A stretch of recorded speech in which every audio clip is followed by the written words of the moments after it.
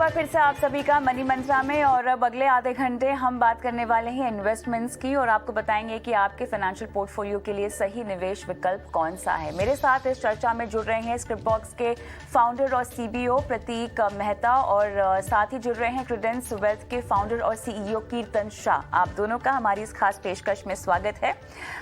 शुरुआत करेंगे दर्शकों के सवालों के साथ और सबसे पहला सवाल मैं लेना चाहती हूँ मनोज का। मेरे साथ फोन लाइन पे मनोज हैं। हाँ मैम नमस्कार। नमस्कार सर, क्या हाल चाल? मनोज? हाँ मैम सुन पा रहा हूँ मैं आपको। जी गुड इवनिंग, कैसे हैं? लद्दाख से बोल रहे हैं क्या? हाँ जी मैम, लद्दाख में बोल रहा हूँ मैम। अच्छा, कब से हैं आप डिफेंस में? मैं काफी साल हो गए ma'am, number of years, more than 20 years. बहुत अच्छा लगा आपने अपना सवाल हमें भेजा। बताएं किस तरह से आपने अपनी लाइफ की फाइनेंशियल प्लानिंग अब तक की है? Ma'am because of the government employ मेरे पास कुछ प्रोविडेंट फंड में भी कुछ 30-35 के करीब है अभी, 30-35 lakh. But other than that मैंने कुछ म्यूचुअल फंड 2014 में शुरू किए थे। As I have already given ये डिफरेंट आदित्य बिरला वगैरह में डाले हैं मैम मैंने। उसमें आई एम थिंकिंग कि मैं 2026 तक उसको कंटिन्यू करूंगा मैम। दिसंबर 26 तक आई एम जस्ट थिंकिंग कि उसका 1 करोड़ कैसे बना सकते हैं हम। आपने 2014 से शुरुआत की है ना? हाँ जी मैम, मई 2014 में। और आपने ये जो फंड्स अपने पोर्टफोलियो में शामिल किए हैं, सलाह ली है? मैम मैं एक लोकल फाइनेंशियल एडवाइजर थे, basically I am from Punjab, तो वहाँ से किसी से लिया था आइडिया, तो इसमें डाला मैम। क्या निवेश को बढ़ाया भी है कि 2014 से ही आप लगभग 12,500 का निवेश कर रहे हैं? नहीं, मैंने 3,000 से शुरू किया था मैम, करते करते अभी 12,500 में आ गया मैम। और उसके बाद एक और मैंने लिया है 2500 का, टोटल 15,000 रुपए के म्यूचुअल फंड इस समय करवा रहा हूँ। आई एम जस्ट थिंकिंग कि how I can reach up to 26 1 crore rupees, कैसे उसको पहुंच सकते हैं। 2026 में कोई खास टारगेट है क्या जो पूरा होना है?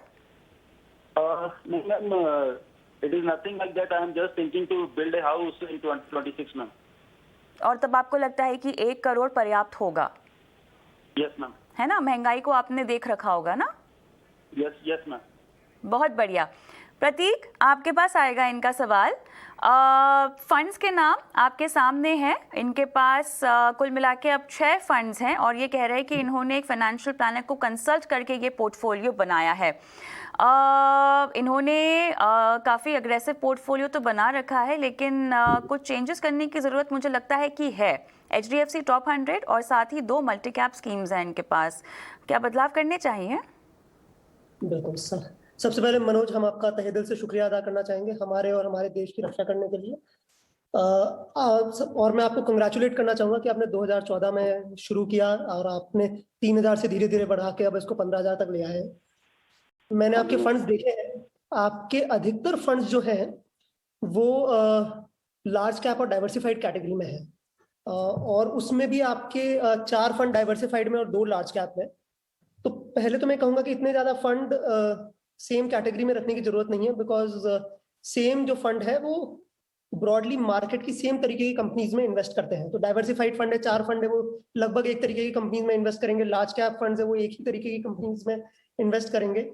और अगर मैं आपके फंड्स की लिस्ट देखता हूं तो ये अगर मैं पिछले 5 साल का रिटर्न देखता हूं या थोड़ा लंबा भी देखता हूं, तो जब ये सारे अच्छे फंड हैं, लेकिन इनसे बेहतर फंड भी मार्केट के अंदर है अभी।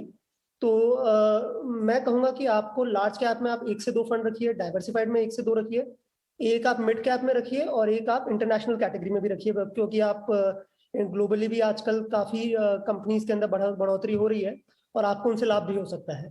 तो मेरे विचार में आप अगर लार्ज कैप देखेंगे तो मीरा एसेट का लार्ज कैप फंड है, एक्सिस का ब्लू चिप फंड है, या फिर अगर आप डाइवर्सिफाइड देखेंगे तो पराग पारिक है, इन्वेस्को का फंड है, आप वो देख सकते हैं दोनों। और मिड कैप में आप फिर से एक्सिस का एक मिड कैप फंड है और निपॉन का इंडिया ग्रोथ फंड है, वो दोनों अच्छे फंड हैं। इंटरनेशनल में फ्रैंकलिन का यूएस अपॉर्चुनिटीज फीडर फंड है, वो अच्छे फंड्स हैं। तो मेरे हिसाब से आप इन सब में बांट सकते हैं। लगभग आप 5,000 आप लार्ज कैप में डालिए, 5,000 आप डाइवर्सिफाइड में रखिए और 2,500 मिड कैप और इंटरनेशनल में डाल सकते हैं। आपका जो 1 करोड़ का टारगेट है उसके अंदर आप अगर मैं आपका पीएफ का पैसा जोड़ देता हूं, जो आप ऑलरेडी 35 लाख में जोड़ चुके हैं, तो आपका 1 करोड़ का टारगेट 2026 तक पूरा होता हुआ मुझे नजर आ रहा है। लेकिन अगर आप पीएफ के टारगेट को नहीं छूना चाहते हैं, तो मेरे हिसाब से आपको इसे धीरे धीरे करके बढ़ाते रहना पड़ेगा। और ये जो आप अभी महीने का 15,000 इन्वेस्ट कर रहे हैं, अगर आप इसको 30 या 35 के आसपास ले जा पाए और उसको फिर हर साल 8 से 10% बढ़ाते रहें, तो भी आपका 2026 तक 1 करोड़ होने की पूरी संभावना है। ऑब्वियसली ये जो है ये मार्केट परफॉर्मेंस पे डिपेंड करता है, और क्योंकि आपका इतना ज्यादा इक्विटी पे डिपेंडेंस है, तो मैं ये कहूंगा कि आप इसको एक over a longer period of time थोड़ा अगर देखें, आप 2026 की जगह 2028 या 2030 की सोचें, और उसमें जब भी आपका टारगेट है, मान लीजिए 2028 से 2-3 साल पहले थोड़ा थोड़ा इक्विटी से निकाल के डेट में डालना शुरू करें, तो वो आपके लिए एक सेफर तरीका रहेगा। आप एक और इन्वेस्को का तरीका कौन भी सा देख सकते फंड हैं आपने कहा इनको? Invesco growth opportunities? हाँ जी, और पराग पारेख का फ्लेक्सी कैप फंड। हाँ, मेरे ख्याल से पराग पारेख का फ्लेक्सी कैप ठीक है। आपने फ्लेक्सी कैप कैटेगरी में इनको कोटक भी बोल रखा है। मनोज मेरे साथ फोन लाइन पर हैं। तो मनोज, एक बात तो बहुत साफ है कि अभी आप जितना मौजूदा निवेश कर रहे हैं ना, वो पर्याप्त नहीं है, वो काफी नहीं है। आपको अपना इन्वेस्टमेंट बढ़ाना होगा। जहां तक रही पीएफ से पैसे निकालने की बात, जो प्रतीक बोल रहे हैं, मेरी नज़र में वो आपको नहीं करना चाहिए। अगर आप अपने घर की कंस्ट्रक्शन को थोड़ा सा पोस्टपोन करें तो वो आपके लिए बेहतर होगा। क्या कहेंगे आप? ठीक है मैम, मैं I will try to increase also and थोड़ा सा डिले भी कर सकता हूँ। Both the options I have, है ना। और अगर निवेश बढ़ा सकते हैं तो 35 से 40 जो प्रतीक ने कहा है वो आपको ज़्यादा सूटेबल होगा। अगर आप इतना निवेश करेंगे हर महीना, हर 6 महीने में ना अपने पोर्टफोलियो को मॉनिटर करते रहना। फंड्स के नाम अगर आप मिस कर गए हैं तो ये जो पूरा शो है ना हमारा यूट्यूब पे जाता है, मनी मंत्रा के नाम से प्लेलिस्ट में मौजूद भी है, तो आप वहाँ देखकर फंड्स के नाम नोट डाउन कर सकते हैं। बहुत बहुत शुक्रिया मनोज, और बहुत बहुत धन्यवाद अपना सवाल भेजने के लिए। Thank to you also and sir also ma'am, thanks a lot. Thank you so much. आगे बढ़ेंगे और हमारे अगले दर्शक हैं फरीदाबाद से अर्नब भट्टाचार्य जी। नमस्कार सर, कैसे हैं सर?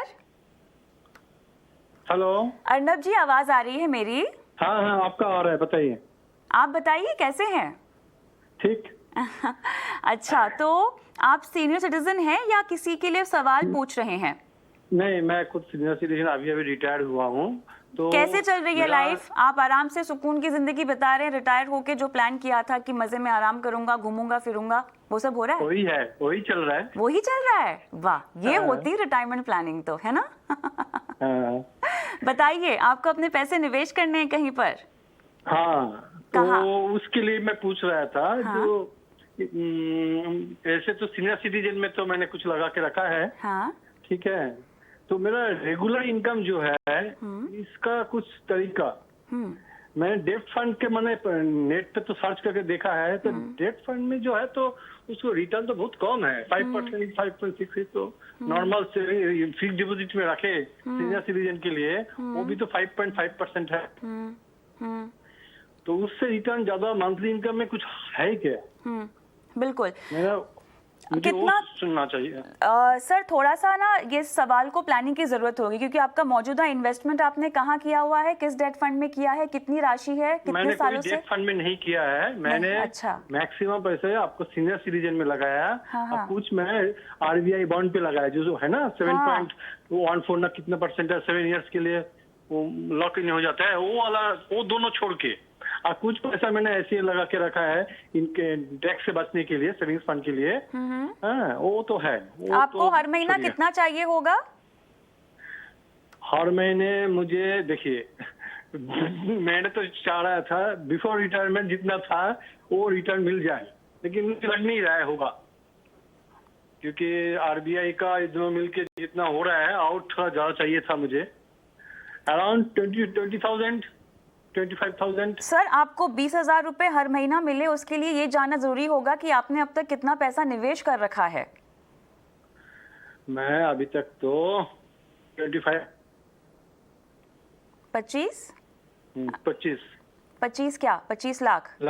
25 लाख आपने निवेश कर रखे हैं। कहाँ पर? बैंक पे है और बताए ना आरबीआई बॉन्ड पे है और उसमें है एफडी में है और आपने बॉन्ड्स में डाल रखे हैं। Senior citizen. चलिए, ये 3 आपने निवेश के विकल्प कंसिडर किए हुए हैं और इन तीनों में से आपको चाहिए 20,000 रुपये हर महीना। कीर्तन, कुछ सफाई आती हुई दिखाई दे रही है देखिए सवाल पर अब, क्योंकि मेरे ख्याल से आपने इनको SWP रेकमेंड तो किया हुआ है। खैर, वो एक जरिया होगा जिसके जरिए ये अपनी मंथली इनकम ले सकते हैं, लेकिन अब मुझे लगता है कि इनको एक इन्वेस्टमेंट स्ट्रैटेजी ही आपको रिकमेंड करनी होगी। इनकी FDs कब मैच्योर हो रही है, बॉन्ड्स की मैच्योरिटी कब है, वो जानकारी मेरे पास नहीं है। जितना हो सका मैं फ़ोन पर अभी ले पाई हूँ इनसे। अब बताएं, 25 लाख का निवेश, 20,000 की हर महीना इनकम इनको चाहिए। Kavita ji, thank you so much show पे इनवाइट करने के लिए। अर्नब जी, सबसे पहले तो ये जानना ज़रूरी है कि अगर आपको 20,000 रुपया महीना चाहिए, जो है 2,40,000 रुपया साल का, तो आपको तकरीबन 40 लाख रुपए इन्वेस्ट करने पड़ेंगे अगर आप 6% पे निवेश करते हैं। पर अगर इस 6% की जगह पे अगर आप 7% पे निवेश कर पाए, तो तकरीबन 30-32 लाख रुपए निवेश करने पे भी आपको जो महीने की आमदनी चाहिए वो मैनेज हो सकती है। तो अगर आपको 7% के आजू बाजू रिटर्न चाहिए और ज़्यादा रिस्क नहीं ले सकते क्योंकि आप रिटायर्ड है, तो सबसे पहले तो आपने एक सही चीज़ की है कि सीनियर सिटीजन स्कीम में पैसा लगा दिया है।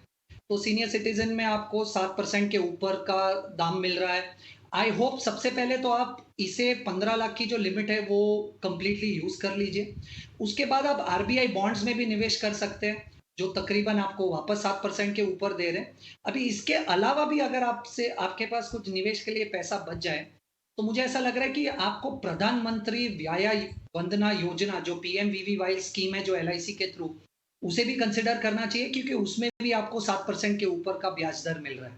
तो मुझे ऐसा लग रहा है कि अगर आपकी 20,000 रुपए की जो रिक्वायरमेंट है और अगर आप 30-32 लाख रुपए तक का निवेश कर सके 7% पे, तो ये जो आपकी रिक्वायरमेंट है वो टेकन केयर हो सकती है। पर जब आप म्यूचुअल फंड्स की भी जो बात कर रहे थे अर्नब जी, जो आप डेट फंड में निवेश करने की बात कर रहे थे, देखिए आज इंटरेस्ट रेट्स बहुत लो है और आज अगर आप SWP करेंगे म्यूचुअल फंड से, तो पॉसिबिलिटी है कि आप 6% से ज़्यादा पैसा नहीं निकाल पाएंगे, और 6% से ज़्यादा पैसा निकालने की अगर आप कोशिश करेंगे तो आपका कैपिटल डिप हो सकता है। तो इस समय मैं आपको सलाह दूंगा कि आप आरबीआई के bonds, senior citizen saving scheme और PMVVY योजना में जितना पैसा निवेश कर सके कर लीजिए। इसमें आपको हाँ एक थोड़ी सी लिक्विडिटी का रिस्क हो सकता है, क्योंकि आपको जब पैसा वापस चाहिए तो इसमें इतना आसान नहीं होगा पैसा निकालना, तो उस चीज़ को ज़रूर ध्यान में रखें। पर अगर आपकी रिक्वायरमेंट रिटर्न्स ज़्यादा से ज़्यादा मिले और रिस्क कम हो, तो I think broadly PMVVY consider कीजिए, आरबीआई बॉन्ड्स जो फ्लोटिंग रेट बॉन्ड्स हैं और सीनियर सिटीजन स्कीम्स के अलावा। चलिए अर्नब जी, उम्मीद करते हैं कि आपको सलाह समझ में आ गई हो, लेकिन मेरे ख्याल से अगर आपको और भी कोई सवाल भेजना है तो एक बार पूरा डिटेल क्वेश्चन भेजिए रिटायरमेंट प्लानिंग को लेकर। आगे बढ़ते हैं, अर्पित सिंह फोन लाइन पर है मेरे साथ। जी ma'am, good evening. Good evening Arpit ji, कैसे हैं? जी मैं ठीक हूँ। मेरा एक सवाल है। पूछिए। जी मैंने इंजीनियरिंग कंप्लीट करी है फ्रॉम IIT कानपुर। अच्छा। And before that college time से मैं इन्वेस्टमेंट कर रहा था अपने स्टॉक्स वगैरह में। बट आफ्टर मेरी अभी ग्रेजुएशन कंप्लीट हुआ, मेरी जॉब लग गई, तो मैं अपनी 90% ऑफ माई सैलरी में इन्वेस्ट कर रहा था स्टॉक्स में। और मुझे थोड़ा अच्छी नॉलेज है about the stocks movement, technical chart and options. कितने साल इन्वेस्ट किया स्टॉक्स में और कितना मुनाफा कमा चुके हो अब तक? Around 3 years। अच्छा। And overall portfolio returns is equals to around 140%। अच्छा, वाह, मुबारक हो। फिर तो अच्छी पकड़ है मतलब बाजार की, है ना? हाँ जी, थोड़ा बहुत मैंने मतलब आप लोगों को पहला CNBC और ये सब देख के मैं इंतजार कर रही थी कि कब हमारी तारीफ करो। बताओ, म्यूचुअल फंड के जरिए अब निवेश करना है? जी एक्चुअली अब मैं मतलब उतना टाइम नहीं दे सकता हूँ, as work from home and हो रहा है और मुझे ऑफिस जाना है। तो मैं अपना कुछ पार्ट इन्वेस्ट करना चाहता हूँ through mutual fund, and I can take unlimited risk in that because it's just starting of my investment. So for the maximize returns, I want to know the mutual fund plans. तो तुम अभी इतने अच्छे बाजार के जानकार हो, तो ये तो समझते ही होंगे कि जब भी हम किसी को फाइनेंशियल रणनीति सुझाते हैं तो कोई ना कोई लक्ष्य के तहत सुझाते हैं। कोई इन्वेस्टमेंट का टाइम होराइजन है, अनलिमिटेड आपने कहा तो है, लेकिन उसको आप कोई फिगर देना चाहते हैं, 10-15, कोई कॉर्पस की फिगर देना चाहते हैं? Around ma'am like 5 years initially, because I believe इसके बाद मैं शायद फिर से इन्वेस्टमेंट करने लगूँ full time. And my per month में 90,000 के आसपास कर सकता हूँ इन्वेस्ट। हर महीना 90,000? Yes yes yes. बहुत बढ़िया। चलिए प्रतीक, मेरे ख्याल से इनके लिए तो निवेश का पूरा मैदान ही खुला हुआ है। देखिए, यंग है, रिस्क एपेटाइट इनकी बहुत अच्छी है और इन्वेस्टमेंट की राशि भी इनकी बहुत बढ़िया है। कितनी जल्दी बन जाएंगे ये करोड़पति, मुझे बताएं। आप म्यूट पर हैं। सॉरी जी। करोड़पति से पहले सबसे पहले तो मैं अर्पित को I would like to congratulate him, right, because at this young age, अगर इतनी जल्दी उम्र, इतनी कम उम्र पे इतना कॉन्फिडेंस इक्विटी मार्केट में नॉर्मली दिखता नहीं है लोगों में। एंड नॉर्मली मैंने यही देखा है अक्रॉस द साइकिल्स कि लोग जब मार्केट चढ़ रहा होता है तब आते हैं और जब मार्केट उतरता है तो भाग जाते हैं। पर मेरे को दोनों ही चीजें बड़ी अच्छी लगी कि मेरी रिस्क लेने की क्षमता अनलिमिटेड है और होराइजन भी लंबा है इन्वेस्टमेंट का। पर मैं 2 चीजें कहना चाहूंगा अर्पित को, जो मेरे को उनकी अप्रोच में मुझे लगता है कि वो बेहतर कर सकते हैं। एक तो है कि 90% of the salary going into investment, that also in equity, वो काफी ज्यादा है। और स्पेशली जो उन्होंने स्टॉक्स में इन्वेस्ट किया है, और कई बार मुझे मालूम नहीं किस तरीके के स्टॉक्स में इन्वेस्ट किया है, ऑफ कोर्स रिटर्न अच्छा है एंड आई एम होपिंग कि अच्छे स्टॉक्स में इन्वेस्ट किया हो। लेकिन जब मार्केट नीचे जाता है, हमने कई बार देखा है कि कई बार कुछ स्टॉक्स पे डाउन सर्किट लगता रहता है और liquidity itself becomes a concern. तो मेरा अर्पित को सबसे पहले एक ये सलाह रहेगी कि एक 3 से 6 महीने के एक्सपेंसेस का एक इमरजेंसी फंड साइड में बना के रख लें, क्योंकि जब भी इकोनॉमीज ऊपर नीचे जाती हैं, मार्केट बहुत ज्यादा तेजी से करेक्ट करते हैं, तो एक चीज जो ध्यान में रखने की है कि अपने पास जो एक ऐसी मूल राशि अपने पास हमेशा रहे जिससे अपने को कोर इन्वेस्टमेंट को हाथ न लगाना पड़े। So that's important. अगर अर्पित ने ऑलरेडी कर लिया है तो अच्छी बात है, अगर नहीं किया है तो मेरी तरफ से एक सलाह उनको ये रहेगी। दूसरा जो है, आप जो उनका 90% investment, 90% of the salary going into investments, that's great, but आप यंग हैं तो मेरे हिसाब से ये भी रहेगा कि आप थोड़ा एंजॉय भी करें, बिकॉज इवेंचुअली पैसा जो है इट्स एक माध्यम है और वो एक अंत नहीं है अपने आप में। तो वो माध्यम है आपको बेटर लाइफ आउटकम्स निकालने को। I know I might be sounding like a old guy here, but you should definitely enjoy your youth. So do try and take out some more for yourself. There's nothing wrong. इसमें आप अपने आप पर खर्चा करने में और थोड़ा एंजॉय करने में कुछ भी गलत नहीं है। एंड ये मैं इसलिए कह रहा हूँ क्योंकि आप 90% अपनी सैलरी का आप इन्वेस्ट कर रहे हैं। लास्टली आई थिंक जो आप बोल रहे हैं कि मैं स्टॉक से निकल के म्यूचुअल फंड्स में जाना चाहता हूँ, ये बिल्कुल सही है, क्योंकि अगर जैसे जैसे आपका नौकरी में व्यस्तता बढ़ती जाएगी, आपके लिए ये इंपॉर्टेंट है कि आप किसी और की एक्सपर्टीज को यूज करें। और इंडिया में म्यूचुअल फंड्स में कॉस्ट बहुत कम है, तो एक अच्छा एक्सपर्ट, और इंडिया में बहुत सारे अच्छे एक्सपर्ट्स हैं जिनकी एक्सपर्टीज को आप बहुत कम कॉस्ट पे यूज भी कर सकते हैं। तो आपकी उम्र पे मैं कहूँगा, जैसे मैंने अभी मनोज को पहले बोला था कि आप लगभग 40% आप लार्ज कैप में रखिए, 40% डाइवर्सिफाइड में रखिए, 10% आप मिड कैप में रखिए और 10% नाम बता सकते हैं प्रतीक? हाँ जी कविता जी, कुछ फंड्स के नाम बता सकते हैं आप जल्दी से? बिल्कुल बिल्कुल बिल्कुल। तो मैं जो मैंने पहले बोले थे मैं फिर से वही रिपीट करूंगा कि लार्ज कैप में हम देखेंगे मेरे का जो लार्ज कैप फंड है वो देख सकते हैं, एक्सेस का ब्लू चिप फंड है वो देख सकते हैं। डाइवर्सिफाइड में मैं कहूँगा पराग पारेख वाला जो फ्लेक्सी कैप फंड है और इन्वेस्को ग्रोथ, और मिड कैप में एक्सेस मिड कैप और निपॉन का जो है इंडिया ग्रोथ फंड, और इंटरनेशनल में फ्रैंकलिन वाला fund, Franklin US opportunities fund. चलिए अर्पित, ऑल द बेस्ट आपकी निवेश जर्नी के लिए। उम्मीद करते हैं अगली बार जब आप हमें सवाल भेजें तो कुछ अपने लक्ष्यों, शॉर्ट टर्म और लॉन्ग टर्म दोनों को ध्यान में रखकर भेजें। All the best. आगे बढ़ेंगे, अगला सवाल होगा स्वरूप जी का, फोन लाइन पर हमारे साथ हैं। सर नमस्कार, रीट्स में निवेश करना चाहते हैं? स्वरूप जी मैडम, जी सर। मेरा क्वेश्चन ये था कि डाइवर्सिफिकेशन अभी इक्विटीज में बहुत चल रहा है कि एक साथ एक में इक्विटीज में सिर्फ इंस्टॉल करने के लिए नहीं होना चाहिए। हाँ। तो अभी रीट जो नया अभी आ रहा है मार्केट में, तो is it a good option to invest और नॉट? क्योंकि अभी तो मार्केट में नया नया है, तो क्या आपका मतलब सजेशन क्या है? चलिए, आपका सवाल मैं कीर्तन को दूंगी। कीर्तन, बहुत अच्छी बात है कि लोगों को डाइवर्सिफिकेशन का महत्व समझ में आ रहा है, लेकिन उसमें वो रीट के बारे में सोचने लग गए हैं। ये अपने आप में जागरूकता, अच्छी जागरूकता की मिसाल है। लेकिन क्या हर निवेशक को रीट में निवेश करना चाहिए? रीट्स वैसे भारत में है तो कुछ समय से, लेकिन अभी भी इसको लेकर बहुत सारे सवाल हैं और एक रीट्स को लेकर कोई बेहतरीन प्रोडक्ट, आउटस्टैंडिंग प्रोडक्ट आया हो ऐसा भी नहीं है। स्वरूप को क्या सलाह देंगे आप?